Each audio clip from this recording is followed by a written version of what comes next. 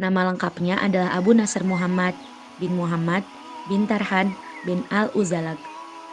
Al-Farabi dilahirkan di Wasi distrik Farab yang juga dikenal dengan nama Otrar di Transoksiana yang sekarang adalah Uzbekistan pada tahun 257 Hijriah atau 870 Masehi. Ia wafat di Damaskus pada tahun 950 Masehi. Ada yang menyebutkan bahwa Al-Farabi wafat di usia 80 tahun bertempatan di Aleppo dengan tahun yang sama yaitu 950 Masehi. Di Eropa, Al-Farabi lebih dikenal dengan nama Al-Farabius atau Aven-Nasr. Al-Farabi, seorang filosofis Islam berkebangsaan Turki yang lahir di sebuah pedesaan terkenal dengan nama Boğaziçi di daerah kelahirannya. Panggilan Al-Farabi diambil dari nama daerah kelahirannya. Yang dapat diketahui mengenai latar belakang keluarga Al-Farabi, bahwa ayahnya adalah seorang ofisir tentara keturunan Persia dan ibunya adalah yang berkebangsaan Turki, yang mengabdi kepada pangeran-pangeran dinasti Sam'aniyah. Masuknya keluarga ini ke dalam agama Islam bersamaan dengan peristiwa penaklukan dan islamisasi atas Farab oleh dinasti Sam'aniyah pada 839 hingga 840 Masehi. Sejak kecil, Al-Farabi suka belajar dan ia mempunyai kecakapan yang luar biasa dalam bidang bahasa. Bahasa yang dikuasainya antara lain bahasa Iran, Turkestan, Kurdistan, bahkan ada yang mengatakan bahwa Al-Farabi dapat bicara dalam 70 macam bahasa. Tetapi yang ia kuasai dengan aktif hanya 4 bahasa, yaitu Arab, Persia, Turki, dan Kurdi. Pada waktu mudanya, Al-Farabi pernah belajar bahasa dan sastra Arab di Baghdad kepada Abu Bakar As-Sarraj. Logika serta filsafat ia belajar kepada Abu Bishr Matitus bin Yunus, seorang Kristen Nestorian yang banyak menerjemahkan filsafat Yunani. Ia belajar kepada Yuhaha bin Haylam. Kemudian ia pindah ke Haron, pusat kebudayaan Yunani di Asia Kecil, dan berguru kepada Yuhanna bin Jilad. Akan tetapi, tidak berapa lama ia kembali ke Baghdad untuk memperdalam filsafat.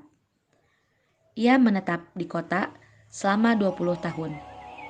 Di Baghdad pula, ia membuat ulasan terhadap buku-buku filsafat Yunani dan mengajar. Di antara muridnya yang terkenal, yaitu Yahya bin Adi, yaitu adalah seorang filosof Kristen. Pada usia 75 tahun, tepatnya pada tahun 330 Hijriah atau 945 Masehi, Al-Farabi pindah ke Damaskus.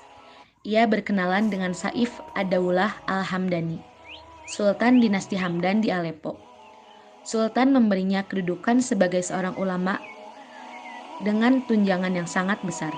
Tetapi Al-Farabi memilih hidup sederhana atau biasa yang disebut dengan zuhud. Ia tidak tertarik dengan kemewahan serta kekayaan yang diperoleh. Ia hanya memerlukan 4 dirham saja setiap harinya untuk sekedar memenuhi kebutuhan hidupnya sehari-hari. Selanjutnya, sisa tunjangan yang diterimanya akan ia bagikan kepada para fakir miskin dan juga amal sosial di Aleppo, Damaskus. Hal yang menggembirakan dari tempatkannya Al-Farabi di Damaskus, Al-Farabi bertemu dengan sastrawan, penyair, ahli bahasa, ahli fikih, dan kaum cendekiawan lainnya. Al-Farabi luas pengetahuannya, mendalami ilmu-ilmu yang ada pada masanya dan mengarang buku-buku dalam ilmu tersebut. Buku-bukunya baik yang sampai kepada kita maupun yang tidak, menunjukkan bahwa ia mendalami ilmu-ilmu bahasa, matematika, kimia, astronomi, kemiliteran, musik, ilmu alam, ketuhanan, fikih, dan mantik. Al-Farabi orang pertama dan terkemuka sebagai sarjana dan pencari kebenaran. Kehidupan yang gemerlap dan kemegahan di istana tidak mempengaruhinya, dan dalam pakaian seorang sufi, dia membebani dirinya dengan seorang tugas berat. Ia menulis buku-buku dan artikel-artikel dalam suasana gemercik air sungai dan di bawah pepohonan dedaunan yang rindang. Al-Farabi hampir sepanjang hidupnya terbenam dalam dunia ilmu. sehingga tidak dekat dengan penguasa-penguasa Abbasiyah pada masa itu. Al-Farabi mukim di Syriah hingga wafat pada bulan Rajab tahun 339 Hijriah atau 950 Masehi, meninggal pada usia 80 tahun. Ibnu Usaibah menyebutkan bahwa Al-Farabi mengunjungi Mesir usai akhir hayatnya. Hal ini sangat memungkinkan karena Mesir dan Syria mempunyai hubungan yang kuat di sepanjang rentang sejarah yang cukup panjang dan kehidupan kebudayaan Mesir memiliki pesona. Dia dimakamkan di perkuburan yang terletak di luar gerbong kecil kota bagian selatan. Upacara pemakaman dipimpin oleh Saif al-Daulah yang diikuti oleh beberapa anggota di istananya.